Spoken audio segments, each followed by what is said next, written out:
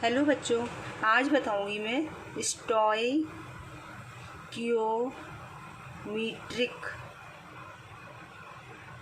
गुणांक। कौन सा? स्टोइकियोमीट्रिक गुणांक। ठीक, इसे इंग्लिश में भी यही बोलते हैं।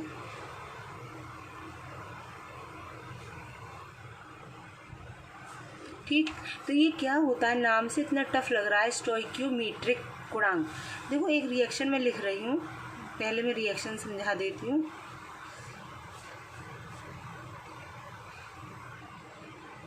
KCl। तो स्टोइकियोमेट्रिक गुणांक में तुम्हें क्या करना है? ये एक अभिक्रिया है, अभिक्रिया के बीच में ये एक रिएक्शन का एरो होता है। ठीक, तो यहाँ पर जिधर की ओर एरो हो, मुंह जिसकी तरफ जाए वो उधर वाले कहलाते हैं हमारे प्रोडक्ट, मतलब उत्पाद। और लेफ्ट साइड वाला, इसकी एरो के ठीक इधर वाला पीछे वाला हिस्सा, ये कहलाता है हमारा अभिकारक, रिएक्टेंट। ठीक, तो इसमें अभिकारक और उत्पाद, तो अभिकारक और उत्पाद में जो होते हैं, जैसे ये, इसमें संख्या कितनी है? इसके आगे 2, इसके आगे 2, इसके आगे 3। तो सीधा सिंपल सा है। इसका स्टोइकियोमेट्रिक गुणांक जो होगा वो 2,2,3 होगा। 2,2,3 होगा। बस सीधा सा सिंपल सा। जैसे मैंने लिखा, कोई अभिक्रिया फिर लिखी मैंने, N2 + 3H2 NH3, 2NH3। तो इसका स्टोइकियोमेट्रिक गुणांक क्या होगा? इसके आगे कुछ नहीं, इसका मतलब 1 मान लेते हैं। इसके आगे कितने? 3 और इसके आगे कितने? 2। तो इसका स्टोइकियोमेट्रिक गुणांक कितना होगा? 1, 3, 2। ठीक है, बस यही है, सीधी सी डेफिनेशन है। रासायनिक अभिक्रिया, ये क्या हो गई? एक रासायनिक अभिक्रिया। इसमें अभिकारक मतलब रिएक्टेंट ये हो गया, प्रोडक्ट के मध्य, प्रोडक्ट ये हो गए के मध्य एक मात्रात्मक संबंध की अभिक्रिया जो होती है उसे स्टोइकियोमेट्रिक के रूप कहा जाता है। जो मात्रात्मक संबंध की अभिक्रिया को स्टोइकियोमेट्री कहा जाता है। हिंदी में एक तरह से एक दूसरा भी बोल सकते हैं नाम, रस समीकरण मिति। ठीक, तो अभिकारक और उत्पाद के मध्य, अभिकारक और उत्पाद के मध्य संबंध को हम मोल में, अणु, परमाणु, आयतन अथवा द्रव्यमान के रूप में व्यक्त करते हैं। और रासायनिक अभिक्रिया को संतुलित समीकरण लिखते हैं। जैसे संतुलित कर ली, इसके आगे 2 लगा दिए, 2 लगा दिए, 3 लगा दिए। अब संतुलित समीकरण में अभिकारक और प्रोडक्ट के मोलों की संख्या को ही क्या कहेंगे? हम स्टोइकियोमेट्रिक गुणांक कहते हैं। सीधा सीधा एक लाइन याद कर लेना, अभिकारक और उत्पाद के मूलों की संख्या को स्टोइकियोमेट्रिक गुणांक कहते हैं। ठीक है, क्लियर हो गया? अब हम एक दूसरा टॉपिक न्यू स्टार्ट करेंगे, ppm। इसकी फुल फॉर्म होती है पार्ट्स पर मिलियन। पार्ट्स पर मिलियन। ठीक, पार्ट्स पर मिलियन। इसकी डेफिनेशन क्या आएगी? देखो, मिलियन है तो मतलब 1 मिलियन की बात करेंगे। तो किसी बिलियन के 10 लाख या 1 मिलियन आयतन में घुले विलय पदार्थ का आयतन बिलियन का ppm में सांद्रण कहलाता है। क्या ये डेफिनेशन निकल के? किसी बिलियन के 10 लाख या 1 मिलियन आयतन में घुले विलय पदार्थ का आयतन उस बिलियन का ppm में सांद्रण कहलाता है। अब तुम कहोगे ये हमारा विलय क्या होता है, घुला पदार्थ क्या होता है? जैसे मैंने कहा 1 बिलियन है, बिलियन का मतलब होता है, जैसे मैंने सपोज बात करी, पानी है, पानी में मैंने चीनी मिला दी। ठीक, तो यहाँ पर पानी और चीनी का मिक्स कर बन गया शरबत। इस पूरे को ही बोलेंगे बिलियन। ठीक, और यहाँ पर बिलियन का मतलब इंग्लिश में सॉल्यूशन। जब जिसमें घोला गया है वो कहलाएगा हमारा विलायक, मतलब पानी क्या हो गया यहाँ पर, विलायक। इंग्लिश में बोलते हैं सॉल्वेंट। और चीनी जो घोली गई है ये कहलाएगी हमारी विलय। विलय का मतलब सॉल्यूट।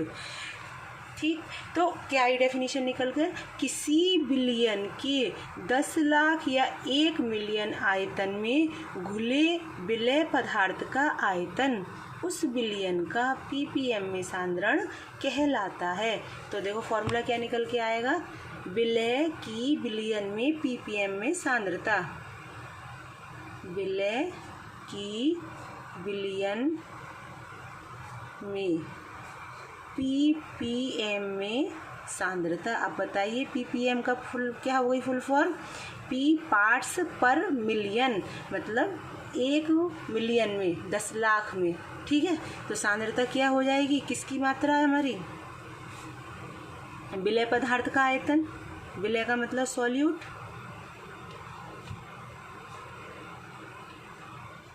बटे बिलियन का आयतन। और कितने में, 10 लाख या 1 मिलियन में, तो गुणा 10 की घात 6। ये 10 गुणा 10 की घात 6 कहाँ है, ऊपर। ठीक है, तो ये हमारा एक बन गया फॉर्मूला। तो ppm पार्ट्स पर मिलियन, अर्थात किसी बिलियन के 10 लाख या 1 मिलियन आयतन में घुले हुए पदार्थ का आयतन उस बिलियन का ppm में सांद्रण कहलाता है। ठीक, अब एक चीज़ और आती है, एक और टॉपिक, छोटे छोटे टॉपिक हैं ये, परमाणु और अणु। ठीक, एटम और मॉलिक्यूल। ठीक है, तो ये क्या होते हैं, बच्चों को वैसे पता होंगे, फिर भी मैं जानकारी के लिए बता दूं। परमाणु हमारा छोटा होता है, अणु हमारा बड़ा होता है, अर्थात छोटे से मिलकर बड़ा बनता है। मतलब परमाणु छोटा है और कई परमाणु आपस में मिलकर, 2 या 2 से अधिक परमाणु आपस में मिलकर क्या बनाते हैं, अणु का निर्माण करते हैं। तो देखो सबसे पहले परमाणु क्या होते हैं। परमाणु किसी तत्व का वह छोटे से छोटा कण है जो रासायनिक अभिक्रिया में भाग लेता है परंतु स्वतंत्र अवस्था में नहीं रह सकता। ठीक, क्या हुआ कि वह छोटे से छोटा कण है जो रासायनिक अभिक्रिया में भाग तो लेगा परंतु स्वतंत्र अवस्था में नहीं रह सकता। एक और दूसरे शब्दों में हम बोल सकते हैं, परमाणु किसी तत्व का वह सूक्ष्मतम सबसे छोटा कण है जो सभी रासायनिक और भौतिक परिवर्तनों में अपनी रासायनिक पहचान बनाए रखता है। ठीक है, अब आती है अणु क्या है। तो अणु क्या हो गया, तो अणु किसी तत्व या यौगिक का वह सूक्ष्मतम कण है। अणु किसी तत्व या यौगिक का वह सूक्ष्मतम कण है जिसके सामान्य अवस्था में अकेला या स्वतंत्र अस्तित्व होता है। मतलब ये स्वतंत्र अवस्था में नहीं रह सकता और ये स्वतंत्र अवस्था में रह सकता है। इस पदार्थ, मतलब पदार्थ हो सकता है, तत्व हो सकता है, यौगिक के सभी गुणों को दर्शाता है। मतलब वह पदार्थ के सभी गुणों को दर्शाता है।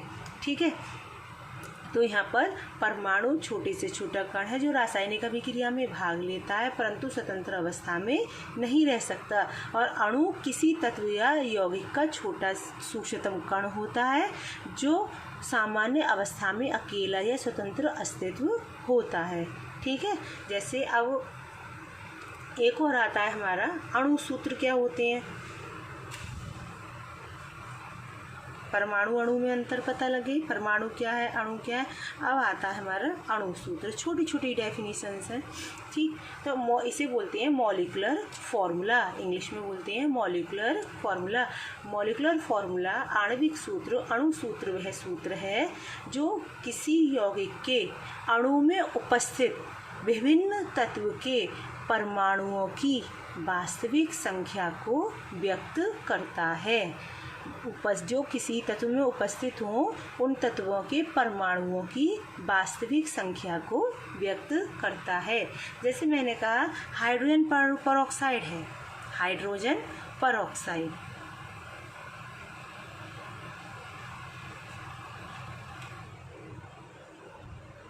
ठीक। तो हाइड्रोजन परऑक्साइड में हाइड्रोजन के 2 परमाणु और ऑक्सीजन के 2 परमाणु उपस्थित होते हैं। हाइड्रोजन परऑक्साइड में हाइड्रोजन के कितने परमाणु? 2 और ऑक्साइड के भी कितने परमाणु? 2 उपस्थित होते हैं। तो इस प्रकार इनका अणुसूत्र जो निकल के आएगा वो क्या निकल के आएगा? H2O2, अर्थात उनकी वास्तविक संख्या को बताता है। ठीक है बच्चों, ये